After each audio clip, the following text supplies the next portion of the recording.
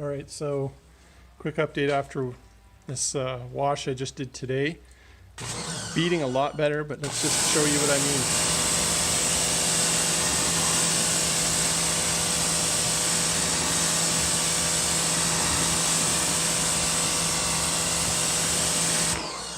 So I have not yet applied the tar remover, but it is beating pretty decently, just taking a little bit longer, but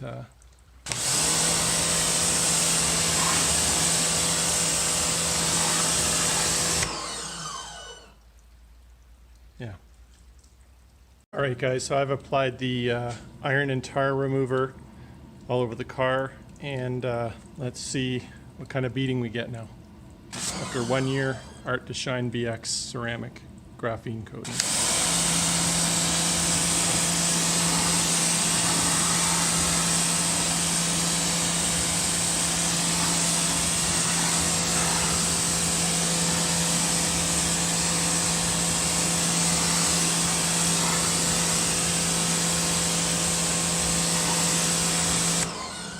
So this is 1,000 times better than my original wash.